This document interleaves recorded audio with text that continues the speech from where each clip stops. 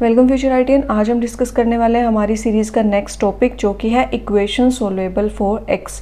मतलब ऐसे differential equation को आज हम सॉल्व करेंगे जिसको एक्स के लिए सॉल्व करना काफ़ी इजी रहे। ठीक है, अभी मैं जर्नल आपको फॉर्म बता देती हूँ। आपके पास जो जर्नल फॉर्म होती है किसी भी इक्वेशन की वो कैसी होती है, function of X Y and P. ये आपको जो इक्वेशन है ना ऑर्डिनरी डिफरेंशियल इक्वेशन के अंदर, ये आपको जर्नल फॉर्म दी होती है। ठीक है, पर एक्स के लिए उसको कैसे सॉल्व कर सकते हैं। एक्स के लिए सॉल्व करने के लिए स्टेप नंबर 1 में हमें क्या करना होता है, सबसे पहले तो हम ये चेक करते हैं कि ये जो गिवन इक्वेशन है ये एक्स के लिए सॉल्व हो भी सकती है नहीं। मतलब अगर आप क्या करो, इस फंक्शन को रिप्रेजेंट कर पाओ इस फॉर्म में such that X is equals to some another function of Y and P.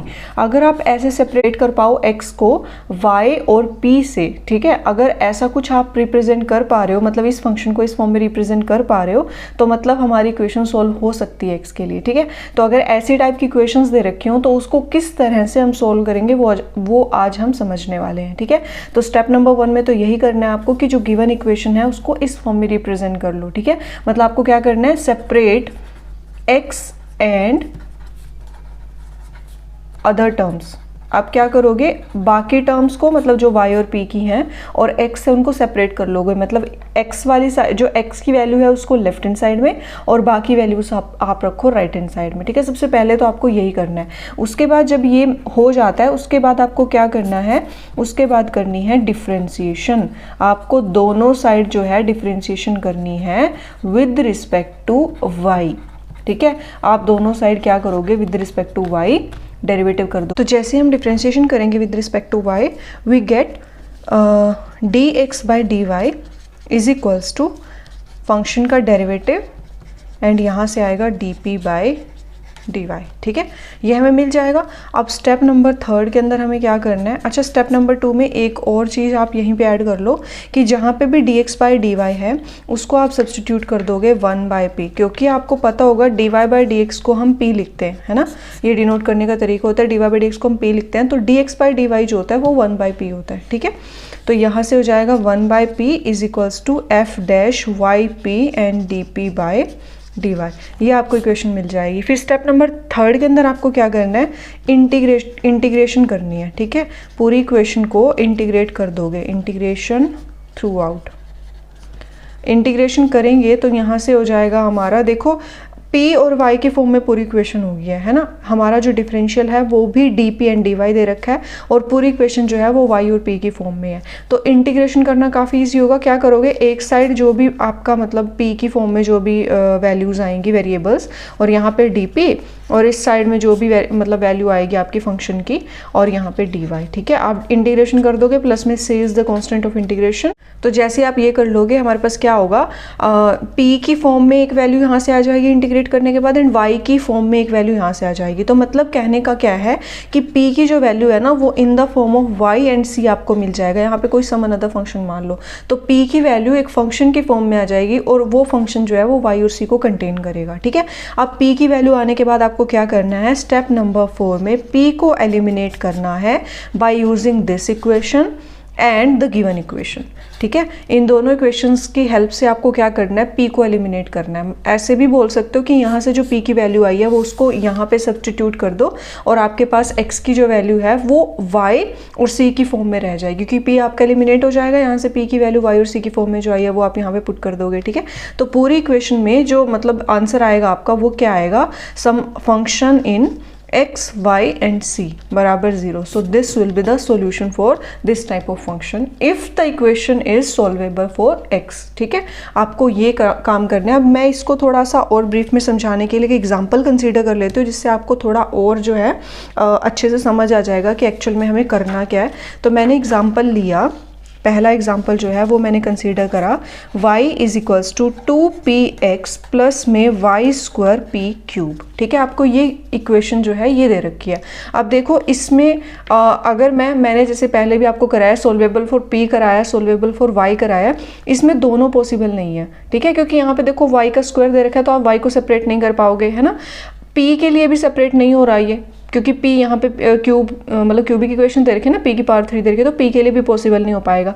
तो हम यहाँ पे जस्ट x वाला मेथड लगा सकते हैं। मतलब क्या करो, x की वैल्यू यहाँ से निकाल लो, क्योंकि मैंने क्या बताया था, जो पहला स्टेप होता है उसमें आपको ऐसे कुछ बनाना होता है कि x आपका लेफ्ट हैंड साइड में रह जाए और जो y और p की फॉर्म में फंक्शन है वो राइट हैंड साइड में चला जाए। मतलब आपको सेपरेट करना होता है सिंपली x और y एंड p को, ठीक है।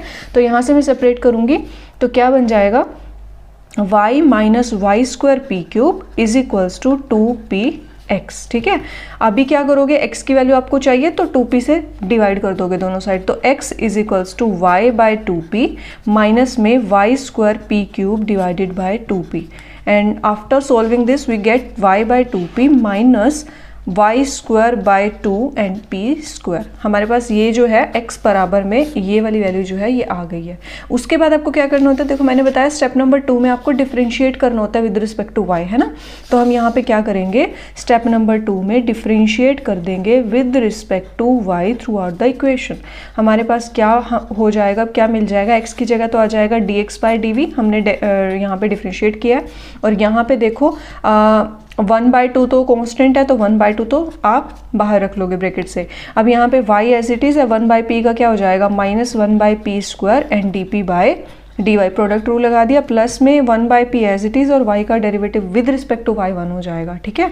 माइनस में 1/2 इज द कांस्टेंट, तो इसको हमने बाहर रख लिया। यहाँ पे भी प्रोडक्ट रूल लगाओ, y square as it is, p square का हो जाएगा 2p, साथ में dp बाई dy, प्लस में p square as it is and y का हो जाएगा 2y, ठीक है।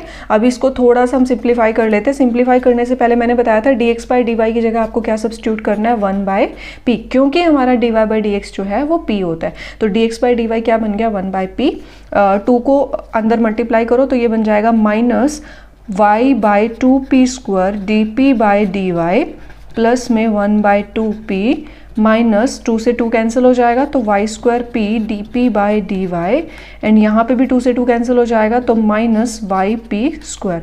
अभी 1/p को मतलब इन सारी इक्वेशंस को हम इस साइड में शिफ्ट करा देंगे तो क्या होगा, देखो 1/p है, माइनस में 1/2p है, तो ये बन गया, पहले तो 1/2p लिख दो इसको, क्योंकि यहाँ पे देखो 1 है और यहाँ पे 1/2 है, नेगेटिव हो जाएगा ना उस साइड जाके, तो 1 माइनस 1/2 इज 1/2, तो 1/2p, ये उधर जाके प्लस का हो जाएगा y by 2p square D P by D Y, ये दोनों भी उधर जाके प्लस के हो जाएंगे तो plus y square P D P by D y plus में y P square is equals to 0। अब यहाँ पे देखो, अगर ऐसी इक्वेशन आपको दिखाई दे जाए तो सिंपली आपने क्या चेक करना है कि फैक्टर बन रहे या नहीं बन रहे। अगर फैक्टर नहीं बन रहे तो कई बार ऐसा होगा कि फैक्टर नहीं बनेंगे, लेकिन आपकी इक्वेशन जो है ना वो सोल्व कर पाना पी और वाई की फॉर्म में काफ़ी ईजी हो जाएगा, ठीक है। तो अगर ऐसा हो रहा है तो ठीक है, अगर नहीं हो रहा, अगर फैक्टर बन रहे हैं तो आप फैक्टर बना लीजिए। तो यहाँ से देखो, यहाँ से फैक्टर बन जाएंगे आसानी से, आप 1/2p कॉमन ले लोगे तो यहाँ बचेगा 1 plus Y by P D P by D Y. यहाँ से क्या कॉमन आएगा, देखो यहाँ वाई पी स्क्वायर की जगह 1 होना चाहिए ना, तो वाई पी स्क्वायर हम कॉमन ले लेंगे। यहाँ पे बचेगा 1 और यहाँ पे बचेगा वाई पी स्क्वायर, वाई बच गया और डिवाइड में पी बच गया, D P by D Y is equals to 0। अब दोनों फैक्टर्स जो हैं ये सेम है, तो यहाँ से क्या हो गया, 1/2p plus Y P square, एक फैक्टर ये आ गया और दूसरा फैक्टर आ गया 1 plus Y by P D P by D Y is equals to 0। अब यहाँ पे आने आपको क्या करना होता है, आपको एलिमिनेट करना होता है ऐसी टर्म को जिसके अंदर D P by D Y involve नहीं है, ठीक है। फॉर एग्जाम्पल इसके अंदर D P by D Y हमें नहीं दिख रहा तो हम इसको एलिमिनेट कर देंगे, ठीक है। आपको सिर्फ वो टर्म लेनी होती है जिसके अंदर D P by D Y involve है। ये ना हमने इक्वेशन सॉल्वेबल फॉर वाई के अंदर भी सेम किया था। जिन्होंने वो वीडियो नहीं देखी है तो डिस्क्रिप्शन में आपको लिंक दे दूंगी, वो वीडियो भी जाके देखो। अगर वो आपने देखी इससे पहले तो आपको ज़्यादा अच्छे से समझ आएगा ये वाला मेथड, ठीक है। तो हमने वहां पे भी यही किया था, dp बाई डी एक्स वाली टर्म को लिया था और दूसरे वाली टर्म को नेग्लेक्ट कर दिया था जिसके अंदर dp by D x involve नहीं था। अब यहाँ पे ये वाली टर्म हम कंसीडर करेंगे और इसको नेग्लेक्ट कर देंगे। जैसे इसको लिया तो ये बन रहा है, देखो 1 plus Y by P D P by D Y is equals to 0। यहाँ से आप सोल्व कर लोगे, किससे, वेरिएबल सेपरेशन मेथड से। अब जिसको वो भी नहीं पता वो भी मेरी कंप्लीट वीडियो जाके देख सकता है, उसका लिंक भी डिस्क्रिप्शन में आपको मिल जाएगा। मैंने अच्छे से समझाया हुआ है कि वेरिएबल सेपरेशन वाला मेथड जो है वो कैसे होता है। तो देखो यहाँ से क्या होगा, D P by D Y y by P is equals to -1, ये हो जाएगा dp by p is equals to -dy by y। Step number 3 के अंदर क्या था, you have to integrate the equation, right. तो आप यहाँ पे क्या करोगे, इंटीग्रेशन कर दोगे। तो इंटीग्रेशन परफॉर्म करा हमने, यहाँ से हो जाएगा log p, यहाँ से हो जाएगा -log y and log c is the constant of integration. जैसे मैंने log c constant of integration लिया तो यहाँ पे लग गई हमारी identity which is log m minus log n is log m by n। अब log और log दोनों को कैंसिल करने के लिए एक्सपोनेंशियल ले लो दोनों साइड और कैंसिल कर दो। तो यहाँ से सिंपल आ जाएगा p is equals to c by y। p की value in the form of y आ गया। अब क्या करेंगे, एलिमिनेट करेंगे p को इस इक्वेशन की हेल्प से और गिवन इक्वेशन की हेल्प से। तो जहाँ पे भी p है वो आप सब्स्टिट्यूट कर दोगे यहाँ पे। तो क्या हो जाएगा, देखो y is equals to 2c by Y into में x प्लस में y स्क्वायर p क्यूब मतलब c cube divided by y cube. तो यहाँ से हो गया y is equals to 2cx by Y plus में c क्यूब बाय y का एलसीएम लेके इधर शिफ्ट करा दो तो y square is equals to 2cx plus c cube. ये हमारे पास क्या आ गया, सॉल्यूशन आ गया for this type of equation. ठीक है, ये हमारा पहला मेथड है। अभी कई बार ऐसा होता है कि हम ना, जैसे हमने यहाँ पे p की वैल्यू आसानी से निकाल ली y के फॉर्म में, बट कुछ इक्वेशंस ऐसी होती हैं जिनमें ना p की वैल्यू आप नहीं फाइंड कर पाते हो इन द फॉर्म ऑफ y। ठीक है, तो ऐसी इक्वेशन के लिए हमारा सॉल्यूशन क्या बनेगा वो मैं आपको सेकंड क्वेश्चन की हेल्प से समझाती हूँ। ठीक है, मैंने एग्जांपल कंसीडर करा, यहाँ से क्या हो जाएगा, x की वैल्यू को सेपरेट करना है स्टेप नंबर 1 में। तो x की वैल्यू क्या आ जाएगी, 1/1 प्लस p स्क्वायर। ठीक है, ये मेरा स्टेप नंबर 1 क्लियर हो गया। स्टेप नंबर 2 में क्या करना होता है, डिफरेंशिएशन करना होता है विद रिस्पेक्ट टू y। तो डिफरेंशिएशन करेंगे विद रिस्पेक्ट टू y, ये क्या बन जाएगा हमारा, x की जगह पे आएगा dx बाई डी वाई। और यहाँ पे देखो, इसको मैं ऐसे भी लिख सकती हूँ ना, 1 प्लस पी स्क्वायर की पावर -1 है ना। तो इसका जो डेरिवेटिव होगा वो होगा -1/1 प्लस पी स्क्वायर की पावर 2। पी स्क्वायर का हो जाएगा 2p और साथ में dp बाई dy।